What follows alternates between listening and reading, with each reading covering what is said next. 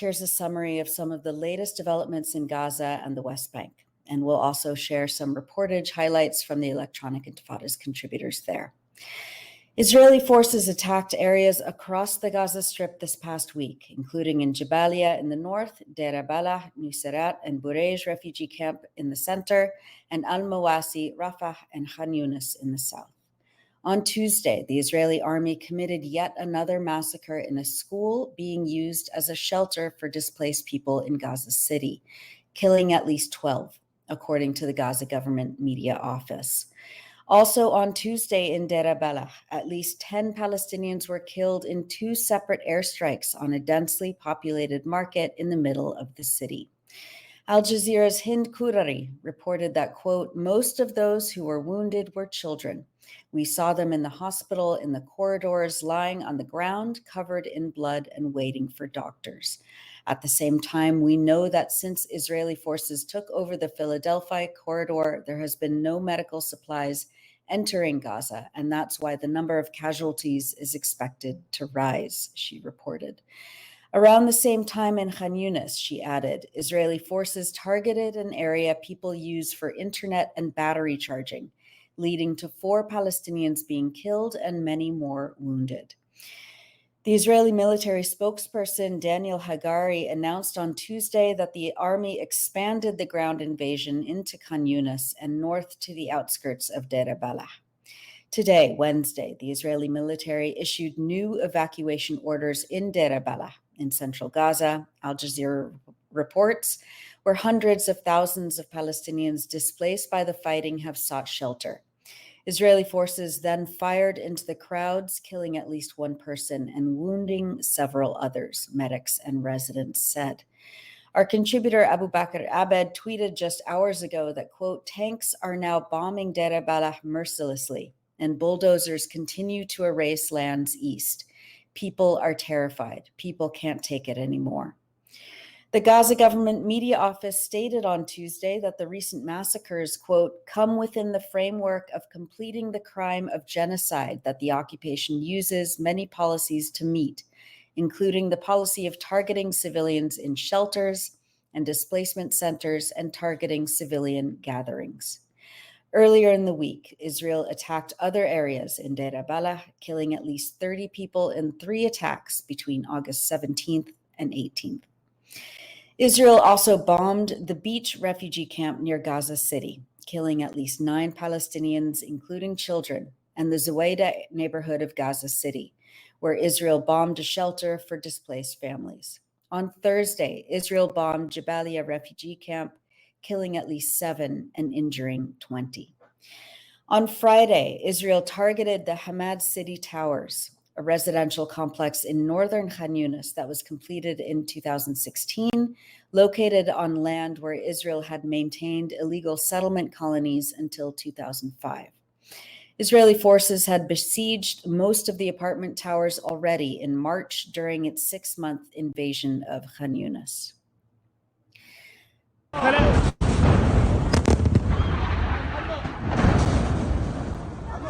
لا إله إلا الله. عماد مش عارف نربى وقول له روح غاد هو طلع ايش رمى هيضرب كمان. As people fled Hamad City and other areas in Khan Yunis seeking any place that could be a safe shelter, Israel announced new displacement orders, pushing people who have been displaced over and over again into an area that has shrunk to 11% of the Gaza Strip. Journalist and researcher Maha Husseini stated on Sunday that around 1 million Palestinians are now in Deir al-Balah following the latest displacement orders, concentrating nearly half of Gaza's population into a town that lacks even the most basic infrastructure and is also under Israeli bombardment. Dr. Mustafa Al-Masri, a psychiatrist, stated that his team was forced to relocate twice in less than 12 hours. Quote, Zionists are chasing us around in circles, he said. 2 more journalists were killed this week in Israeli attacks, bringing the number of reporters and media workers killed since October to 170. On Tuesday, photographer and journalist Hamza Abdulrahman Murtaja was killed in the airstrike on the Mustafa Hafez school in Gaza City. Hamza was the brother of Yasser Murtaja, the videographer and reporter who was executed by an Israeli sniper during the Great March of Return in 2018. Journalist Ibrahim Marwan Muharrab was killed on Sunday when Israeli forces fired at a group of journalists gathered in Hamad City in Khan Yunis. Muharrab worked for several international media outlets. In that same attack, Israeli forces shot journalist Salma al-Kaddoumi. She was injured but survived. The United Nations delivered fuel to the northern Gaza Strip to help keep essential services like bakeries and health facilities running, according to the UN on Monday, though the amount delivered by the convoy, they said, was, quote, far from enough. Severe shortages of fuel, medications, and medical supplies continue, especially in the north, where Israel has completely destroyed entire neighborhoods and necessary infrastructure. United Nations spokesperson Louise Wateridge filmed this video of the landscape in northern Gaza on Tuesday.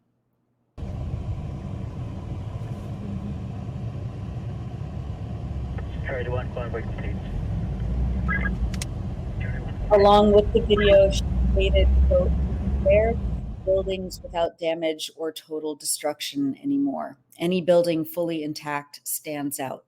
Hundreds of thousands of homes and lives destroyed. Stories of children, mothers, fathers, even entire families still buried underneath rubble. Cities are now graveyards. Strikes are now relentless. The day starts with people checking if family and friends are still alive and ends hoping they make it through the night. Destruction on such staggering scale that minimal structures remain. With nowhere else to turn, displaced families live among rubble." As we've been reporting, physicians and international health organizations have warned that because of the destroyed infrastructure, lack of sanitation, and Israel's ongoing prevention of basic hygiene supplies from entering Gaza, irreversible diseases and epidemics are taking hold. The Ministry of Health in Gaza this week has reported the first case of the polio virus in a 10-month-old child. Our senior editor, Maureen Claire Murphy, reports that aid agencies and medical professionals are calling for a ceasefire to administer the polio vaccine to 640,000 children under the age of 10 in Gaza after a case was confirmed in the territory. It's the first case of polio in Gaza in 25 years, CNN reported. The highly contagious disease mainly affects young children, and serious cases can lead to permanent paralysis and death. Dozens of international aid groups and medical professionals stated on Tuesday that, quote, "at least 50,000 children born during the past 10 months of hostilities are highly unlikely to have received any immunizations due to the collapsed health system." Last week, the UN Children's Fund, UNICEF, and the World Health Organization requested humanitarian pauses for 7 days to allow for 2 rounds of vaccinations in Gaza. Without the humanitarian pauses, the 2 UN agencies said, the delivery of the campaign will not be possible. Worryingly, 3 children presenting with suspected acute flaccid paralysis, a common symptom of polio, have since been reported in the Gaza Strip, UNICEF and the World Health Organization added. Now that polio is confirmed in Gaza, quote, "children do not have the luxury of time," said Jeremy Stoner, a regional director for Save the Children. A polio vaccine campaign must reach at least 95% of targeted children to be effective, according to the aid groups and doctors. Quote, "this cannot happen in an active war zone," they said. For much more on this story, read Maureen Claire Murphy's latest report, "Ceasefire Needed to Avert Mass Polio Outbreak in Gaza," on electronicintifada.net. This week, we'll highlight 2 recent features published by our writers in Gaza, focusing on parents and children and their direct experiences living under constant bombardment. Jumana Taisir writes that Ali al-Aswad, 23, and his cousin Mohammed, 21, counted the shells as they exploded around their home in Gaza's Jabalia refugee camp in December. The Israeli army had launched a major offensive on the camp, and the barrage of shells was constant and terrifying. The cousins, Jumana writes, counted 13 to 15 explosions per minute. The family was forced to leave home at 6 a.m. due to the ongoing barrage. Their first stop was a distribution point run by the UN Agency for Palestine Refugees, or UNRWA. Yet by 1 p.m., missiles had already struck a nearby mosque. They were forced to flee once more, this time to an UNRWA school. It felt like the only thing between them and certain death were the walls of the school. The Al-Aswad family was finally told they could return home nearly 2 weeks later. That morning, quote, "a truck came to pick up our belongings," he said. "Mattresses, bags, and everything we had brought with us. My older brother and my cousin Mohammed insisted on taking the truck despite my pleas to go myself."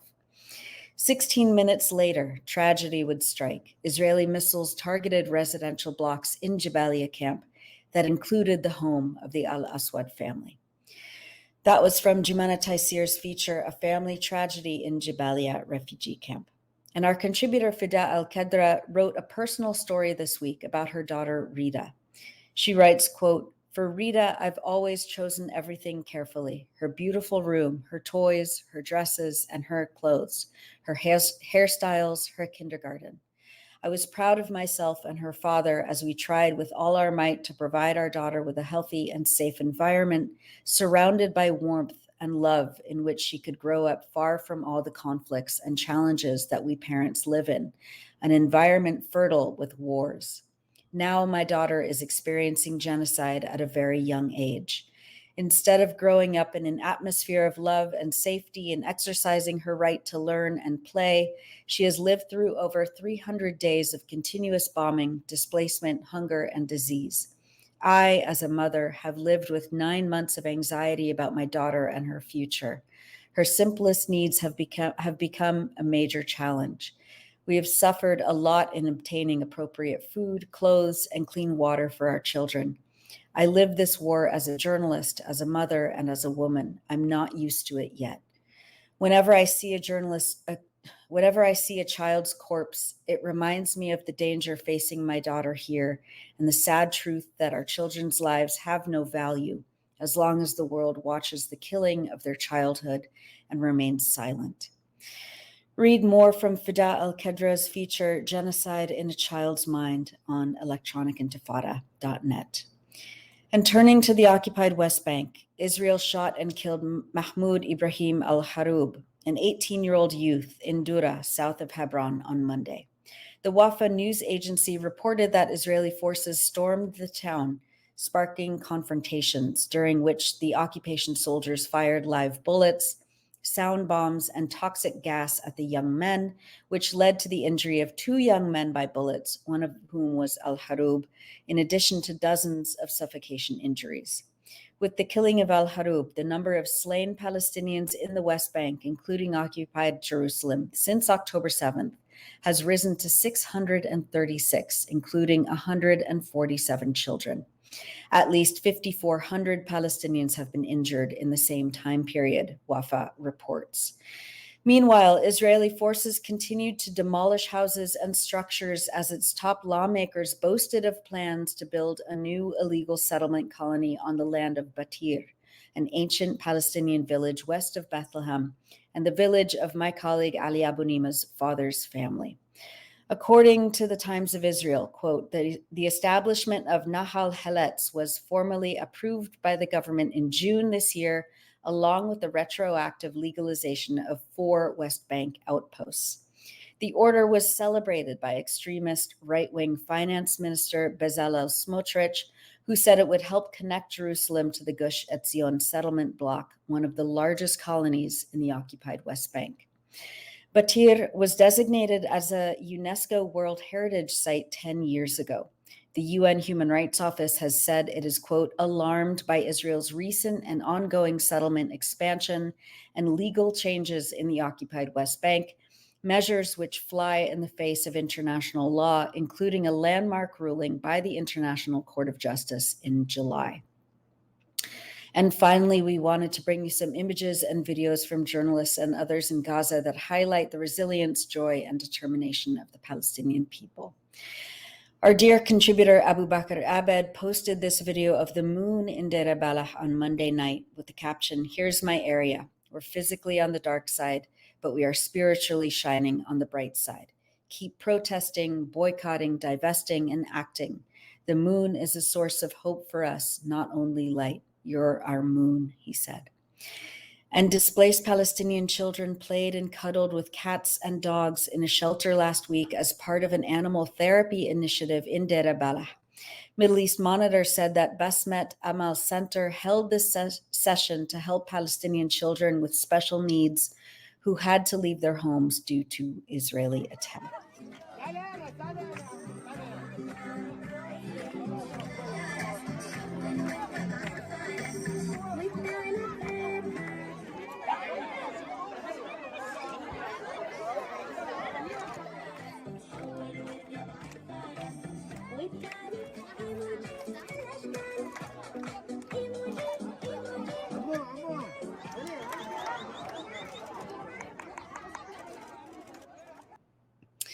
And a similar event took place in southern Gaza, organized by the Sulala Animal Rescue Group. They said, quote, "We brought a puppy and a cat for the children to meet. Some of them responded by bringing their own pets."